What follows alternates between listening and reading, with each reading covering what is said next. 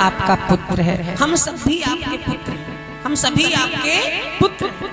लेकिन माँ ब्रह्मा जी ने जो वरदान दिया है तारकासुर को कि तुम्हें शिवपुत्र से वध होगा, तो इसलिए माँ कोई ऐसा करो ना, चमत्कारी पुत्र प्रकट करो, क्योंकि पैदा नहीं होगा, देवताओं के पुत्र पैदा नहीं होते। माँ अपनी शक्ति से ऐसे पुत्र का निर्माण करो जो ब्रह्मा के सृष्टि से अलग हो, और उसी से तारकासुर का वध होगा। मैया पार्वती ने कहा जाओ तुम लोग, कार्य तुम्हारा पूर्ण होगा। महाराज कार्तिक की पूर्णिमा को मैया पार्वती अर्धरात्रि में अपने ब्रह्म को ध्यान करके आंगन में बैठ गए, अपने बीज मंत्र का स्मरण करने लगी। और जैसे बीज मंत्रों का स्मरण किया, माता जी ने दाहिना हाथ उठाया, 5 वर्ष का सुंदर गौर वर्ण कपूर के समान गोरा सुंदर बालक प्रकट हुआ। बोले कार्तिक भगवान की, बोले कार्तिकेय भगवान की। हे महाराज, उस बालक को देखकर मैया स्वयं मोहित हो गई और मन में सोचा कि ये 5 साल का है ना, गोदी में लेने में बड़ी दिक्कत होगी, तो प्यार दुलार कैसे करूंगी, लाओ इसको छोटा कर देते। माँ ने अपनी शक्ति से उसको छोटा बना दिया, अभी कुछ शिशु रूप कर दिया, गोदी में लेके बैठे। बच्चा रोने लगा और महाराज ये कैलाश पर्वत पर हो गया कि बाबा भोलेनाथ के यहाँ पुत्र का जन्म हुआ। आज भूत प्रेत चुड़ैल डाकनी साकनी सब बधाइयाँ देने के लिए बाबा भोलेनाथ के घर आ रही है। बताओ, यहाँ अपने घरे आग सुलगाई जाती है कि बाहर से कोई बला ना आवे, और बाबा के घर चुड़ैल लोग आई हैं बधाइयाँ दे, तालियां होनी चाहिए। बोला आनंद कंद भगवान की। महाराज 5 दिन बीत गया, छठी आई, छठी का दिन आया तो मैया पार्वती ने कहा भोले बाबा से कि आज मैं जितनी हमारी बहनें हैं, 27 बहन, जितनी नदियां हैं वो भी मेरी बहन है, तो सभी नदियों को निमंत्रण दे दो, क्योंकि छठी के दिन माताओं का ही निमंत्रण होता है, छठी मनाई जाती है। आज मेरे लल्ला की छठी है, अब मेरी मम्मी मैना को भी सूचना दे दो। महाराज चारों तरफ माताओं का निमंत्रण हो गया, सब माताएं कैलाश की तरफ आने लगी। और इधर नारद बाबा पहुंचे तारकासुर के पास। तारकासुर ठाका मार के ऐसा, बाबा कोई खतरा तो नहीं है? नारद जी ने कहा बेटा अभी तक तो नहीं था, लेकिन आज से उल्टी गिनती शुरू। कहा कैसे? कहा आज मैंने सुना है कि बाबा भोलेनाथ के यहाँ पुत्र का जन्म हो गया और उसी के हाथ से तुम्हारी मृत्यु निश्चित है। 3 बालक ऐसे हुए हैं दुनिया में कि वो जन्म नहीं लिए हैं, उनके दुश्मन पहले से तैयार थे। एक तो बाबा भोलेनाथ के पुत्र कार्तिक के दुश्मन पहले से तैयार है कि आने दो, छोड़ूंगा नहीं, मार डालूंगा। बेटा जन्म नहीं लिया, दुश्मन पहले तैयार। दूसरा, भगवान कृष्ण कन्हैया का जन्म नहीं हुआ है और कंस पहले से प्लान बना रहा है, आने दो, छोड़ूंगा नहीं, मार डालूंगा। और कृष्ण के पुत्र प्रद्युम्न का जन्म नहीं हुआ और संबासुर पहले से तैयार है कि आने दो, छोड़ूंगा नहीं, मार डालूंगा। बोला आनंद कंद भगवान की। अब नारद जी ने जैसे तारकासुर से बताया कि बेटा तुम्हारा दुश्मन आ चुका है।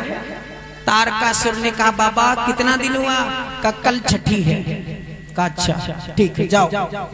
अब तारकासुर रात में नींद नहीं आई है, मेरा शत्रु इस दुनिया में आ गया, छोड़ूंगा नहीं। महाराज जब सुबह हुआ तो तारकासुर चल पड़ा। कहाँ? कैलाश पर्वत पर कार्तिक का हरण करने के लिए। तो मन में सोचा क्या करूं, आज छठी है और छठी में संसार की माताएं जो है नदियां सब नारी का रूप धारण करके आ रही हैं, उधर मैना भी आ रही है, तो मैं भी नारी बन के जाऊं, नहीं तो एंट्री घर में तो होगी नहीं, घर के अंदर केवल नारियों का प्रवेश होगा आज, तो मैं नारी का रूप धारण कर लेता हूं। हे महाराज, तारकासुर माया से नारी बन गया, स्त्री बन गया। और नारी बना तो रूप किसका धारण किया? रानी मैना का। बाबा भोलेनाथ की सास बन के गया और जैसे घर के अंदर प्रवेश किया, मैया पार्वती ने देखा नकली वाली अम्मा को। मैया पार्वती उठ के दौड़ी, अरे मेरी माँ आ गई, मेरी माँ आ गई। और ये तारकासुर ने कहा, अब नकली मैना के रूप में कहा, देखो ऐसा है बेटी कि जब मैंने सुना कि तुम्हारे यहाँ पुत्र हुआ बड़ी खुशी हुई, अब नानी बनी हूं ना, पहले बच्चे के नानी हूं मैं, लाओ पहले मैं इस बच्चे को हमको दे दो और तुम घर का काम काज देखो, लाओ लाओ मुझे दे दो। अब तारकासुर ने उस बच्चे को अपनी गोद में लिया। बेटा ना ना, मैं तेरी नानी हूँ, तेरी नानी हूँ। मन ही मन सोच रहा मौका मिल जाए तब बताऊं। और उधर मैया पार्वती को विश्वास होगा कि मेरी माँ के गोद में है बच्चा तो सुरक्षित है, क्या दिक्कत है। ये सोचकर माता जी जो लोग आता है उसके स्वागत में लग गई। और इधर रानी मैना का रूप धारण किए हुए तारकासुर ने उसी महल में घूमते घूमते खिड़की से निकला और लेके बच्चे को भगा, आकाश मार्ग से होते हुए भगा। वो तो भाग गया, लेकिन इधर मैया पार्वती को भी पता नहीं कि मेरा बच्चे का अपहरण हो गया। 1 घंटा बीता, असली वाली मैना, रानी मैना असली, वो हिमालय पर्वत से पहुंच गई। और जब पहुंची, बैग देखा तो मैया पार्वती को आश्चर्य हुआ कि अम्मा तो बहुत पहले आई हो, ये झोला लेके कहां घूम रही हो? तो कहा अभी अभी मैं आ रही हूं। कहा अभी अभी आ रही हो? तो 1 घंटा के पहले कौन था? अब मेरा बच्चा कहाँ है? मैना ने कहा कौन बच्चा? हमने तो देखा ही नहीं। कहा मैंने आपके गोद में 1 घंटा के पहले दिया था। रानी मैना ने कहा मैं तो अभी आ रही हूँ। इसका मतलब किसी मायावी ने मेरा रूप धारण करके तेरे बच्चे का अपहरण कर लिया। मैया पार्वती रोते हुए, बिलखते हुए, चिल्लाते हुए पहुंची बाबा भोलेनाथ के पास और शिव जी से कहने लगी कि हे आशुतोष, हे शिव शंभु, हम तेरे शरण में आए हैं।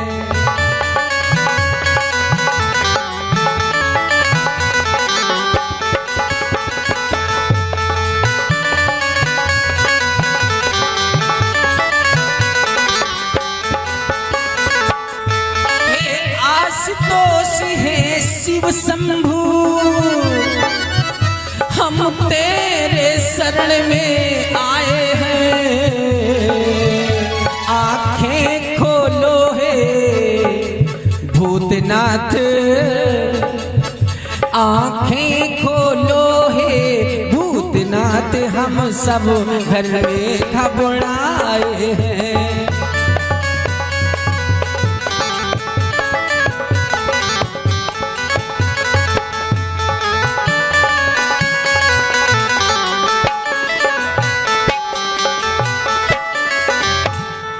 आनंद कंद भगवान की।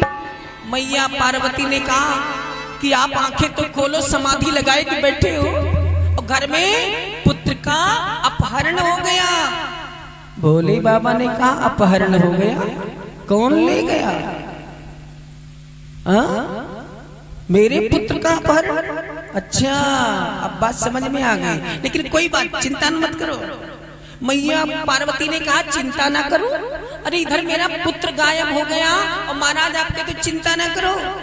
भोले बाबा हंसे, कहा देखो ये पूरा संसार की तुम माता हो, तुम्हारे एक पुत्र थोड़े हैं, जितने जीव हैं सबकी माता हो। तुम्हें एक पुत्र की चिंता नहीं, सभी पुत्रों की चिंता करनी चाहिए। तालियां होनी चाहिए जोरदार महाराज। मैं देख रहा हूं कि तेरे पुत्र का अपहरण और किसी ने नहीं किया, तारकासुर ने किया है। तो मैया पार्वती ने कहा महाराज तो रुद्र सेना लेकर के तुरंत तारकासुर पर चढ़ाई करो, नहीं तो मेरे पुत्र को मार डालेगा। भोले बाबा ने कहा कुछ नहीं कर पाएगा। वो इतना बड़ा मूर्ख है, तुम तो रो रही हो और मुझे हंसी आ रहा है कि बताओ, उसको ब्रह्मा जी ने बिल्कुल निश्चित कर दिया कि मेरे ही पुत्र से उसकी मौत होगी। तो उसको जब तक जीवित रहना था तो उससे दूर भागना चाहिए। आज मेरे घर से अपनी मौत को लेके गया है, तालियां होनी चाहिए महाराज। मेरे घर से अपने काल को लेके गया है। और देवी परेशान मत हो, निश्चित है कि कार्तिक एक ना एक दिन उसका वध जरूर करेगा। कि जाको राखे साइया मारी सके ना को, बाल न बाका कर सके चाहे जग बैरी हो। जो भगवान के घर से मजबूत है उनका कुछ नहीं होगा, और जिनकी उम्र ही नहीं है तो उसे कोई बचा नहीं सकता है। क्योंकि महाराज सत्य है कि मारने वाला ना तो तारकासुर है और ना बचाने वाला तारकासुर है। बाबा भोलेनाथ ने बड़ी सुंदर बात बताई कि मारने वाला है भगवान तो बचाने वाला है भगवान।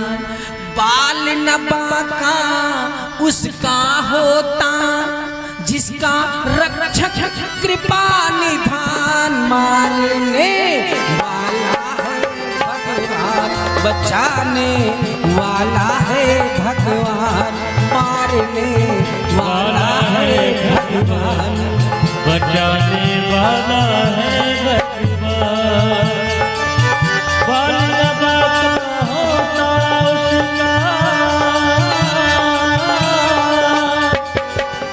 बाल न बाका होता उसका, हो जिसका रक्षक कृपा निधान। मारने वाला है भगवान बचाने वाला है भगवान।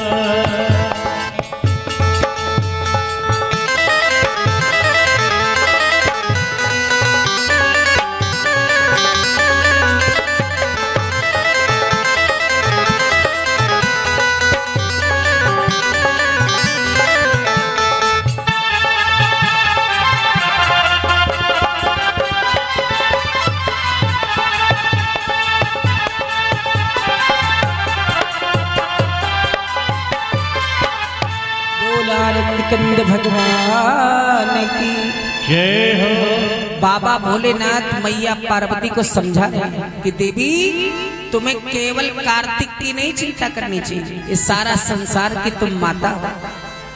और माता का धर्म यही बनता है कि चाहे उसके 8 बच्चे हों लेकिन 8 माँ के लिए बराबर होते, बाप के लिए बराबर होते।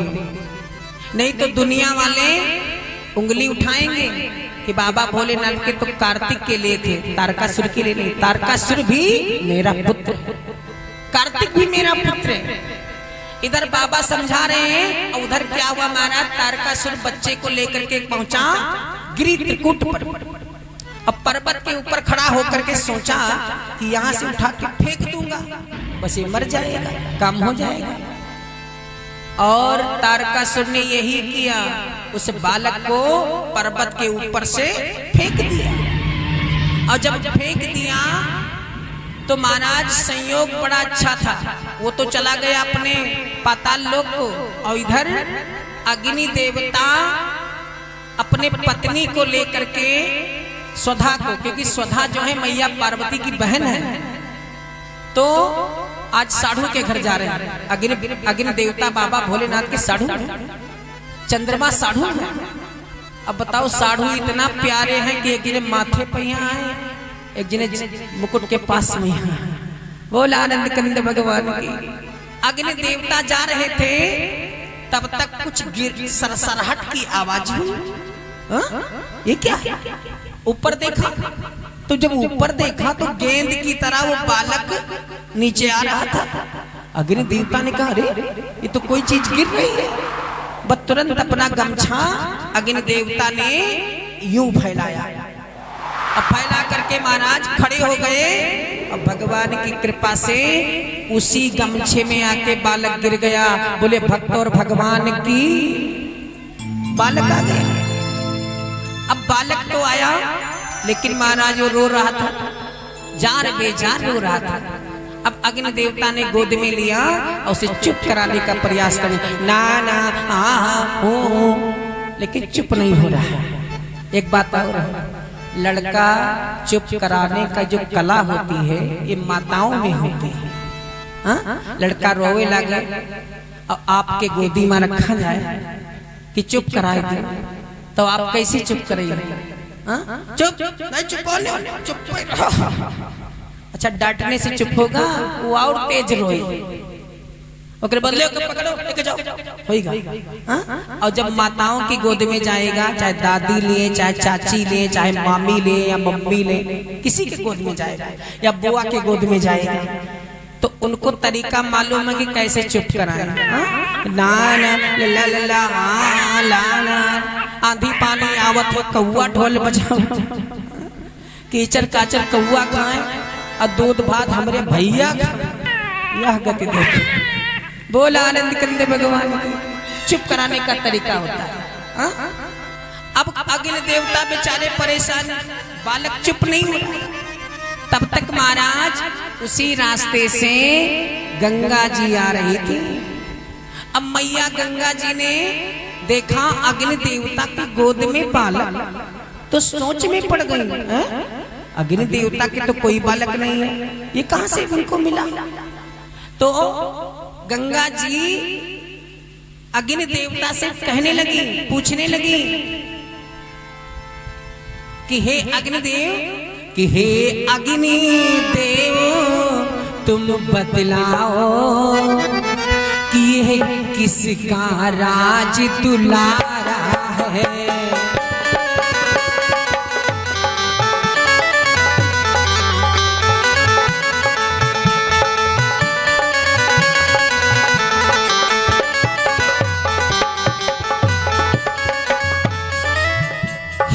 अग्नि देव तुम बतलाओ किसका ये राज दुलारा है। ये किसका पुत्र है महाराज? रोता है तेरे गोदी में, पर बच्चा बड़ा ही प्यारा है। रोता है तेरे,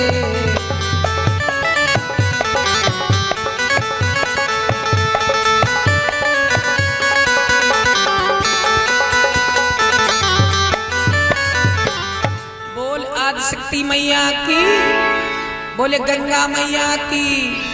अरे जोर से बोलो भी, गंगा जी आई है का स्वागत तो कर लो। गंगा मैया की। गंगा जी ने पूछा ये बालक किसका है? तो अग्नि देवता ने कहा देवी ना जाने किस दुष्ट पापी ने इसको पर्वत से फेंक दिया।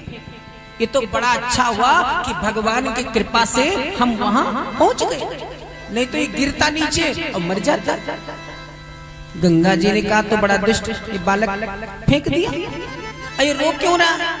कुछ पता नहीं क्यों, लगता है इसे भूख लगी। गंगा जी ने कहा लाओ मेरी गोदी में दो, मैं चुप करा दूंगी।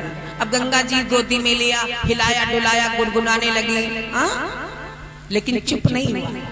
जब चुप नहीं हुआ तब गंगा जी सोचने लगी कि इसको भूख लगी और इसको दूध वही पिला सकता है। आज का समय होता तो निप्पुल खरीद के दूध मार्केट में लेके पिला देते, लेकिन महाराज उस समय शायद व्यवस्था नहीं थी।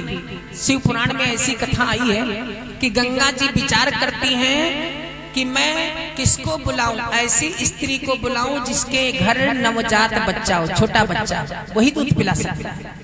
तो गंगा जी ने ध्यान से देखा तो सप्तऋषियों की 6 पत्नियों के बच्चे हुए थे उस समय 15 दिन पहले।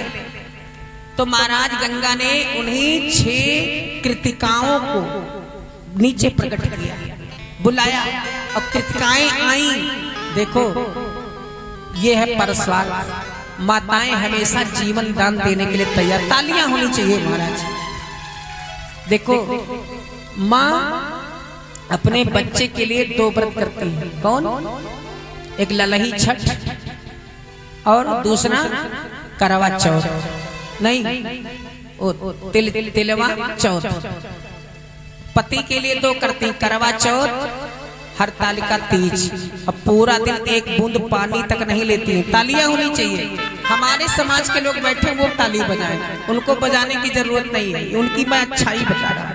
पूरा दिन बिना जलपान किए व्रत करती हैं, भगवान मेरे पति की उम्र बढ़ जाए। अब जितने पति लोग बैठे हो, कब वो कोनो व्रत किए हो कि मेरे पत्नी की उम्र बढ़ जाए, को बतासा चढ़ाओ कि मेरे पत्नी के बुखार ठीक हो जाए। ये धर्म का कार्य केवल माताएं करती हैं, इसीलिए इनके नाम के आगे धर्म पत्नी लिखा है, लेकिन कोई धर्म पति नहीं मिलेगा, क्योंकि धर्म का कार्य तो उधर रहता है। बोल आनंद कंद भगवान की। तो 6 कृतिकाओं ने महाराज उस बालक को दूध पिलाया, तब चुप हुआ। पहले एक ने पिलाया, चुप नहीं हुआ, दूसरी ने पिलाया, चुप नहीं हुआ, तीसरी ने पिलाया, चुप नहीं हुआ। अब क्यों नहीं चुप हो रहा था? क्योंकि वो 6 मुख वाला था। जब 6 मुख से पान किया और 6 माताओं ने उसे दूध पिलाया, तब वो बालक चुप हुआ। इसीलिए उस बालक का नाम कार्तिकेय पड़ा, क्योंकि कृतिकाओं ने पहला दूध दिया। तालियां होनी चाहिए महाराज। गंगा जी ने सोचा कि बालक अगर मैं लेके चलती हूँ तो जब जब भूख लगेगी तब तब रोएगा, तो इससे अच्छा है कि इन्हीं कृतिकाओं को दे दूं, अपने घर ले जाएं और इसको पालें। कृतिकाओं से कहा तुम ले जाओ बच्चा। अब महाराज कृतिकाएं उस बालक को लेकर के और पितृलोक को चली गई, और इधर गंगा जी चल पड़ी। अग्निदेव से कहा मुझे देर हो रही है, बताओ रास्ते में इतना समय लग गया। आज मेरी बहन पार्वती के घर छठी है, अब मेरा न्योता है, मैं अपनी बहन के घर जा रही हूँ। आज मैं पहली बार मौसी बनी हूँ। अब गंगा जी को भी नहीं पता कि जिस बालक को मैं देने दूध पिलवाया है, यही बालक माता पार्वती का है। गंगा जी चल पड़ी कैलाश पर, और जैसे कैलाश पर पहुंची महाराज, तो क्या देखा कि मैया पार्वती बाबा भोलेनाथ पर क्रोध करके अष्टभुजी रूप धारण किया। कहा आपको सारा संसार पुत्र पुत्र पुत्र लग रहा है, लेकिन मेरा नवजात बच्चा, और कहा वो तारकासुर, मेरे बच्चे को मारने के लिए तारकासुर ले गया। अब आप इतने भोले भाले हो, इतने कि कोई टेंशन नहीं, कोई चिंता नहीं, कोई फिक्र नहीं। मैं स्वयं अष्टभुजी रूप धारण करके तारकासुर का वध करने जा रही हूँ। और जैसे महाराज बाबा भोलेनाथ सामने खड़े हुए, नहीं देवी तुम ऐसा नहीं करोगी। तो मैया पार्वती ने कहा अगर तुम मुझे जाने नहीं दे रहे हो तो मैं स्वयं अभी अग्नि प्रकट करके और जल करके मर जाऊंगी, क्योंकि दुनिया में पुत्र शोक से बढ़कर के दूसरा कोई शोक नहीं है। भोले बाबा ने कहा किया। तब तक माता पार्वती ने अग्नि प्रकट किया, और जैसे अग्नि प्रकट किया, पीछे गंगा जी पहुंच चुकी थी। गंगा जी ने दाहिना हाथ उठाया, जलधारा छोड़ दिया उसी आग पर, और जैसे आग पर पानी पड़ा, सारी आग बुझ गई। और जैसे आग बुझी, मैया पार्वती गुस्से में आई कि मेरी आग को किसने बुझाया। घूमी कौन, और जैसे पीछे घूमी तो देखा गंगा को। गंगा ने कहा दीदी प्रणाम। गंगा ये आग तुमने क्यों बुझाया? गंगा ने कहा दीदी पहले ये बताओ कि तुमने आग क्यों जलाया? पार्वती रोने लगी। गंगा जिस पुत्र के छठी के उत्सव में आज भाग लेने के लिए हमारे घर आई हो ना, वो पुत्र नहीं है, उस पुत्र का किसी ने अपहरण कर लिया। गंगा ने कहा अपहरण कर लिया? तो 2 मिनट का मौका दीजिए, थोड़ा शांत हो जाइए, एक क्षण रुकिए। गंगा ने तुरंत कृतिकाओं को आवाहन किया।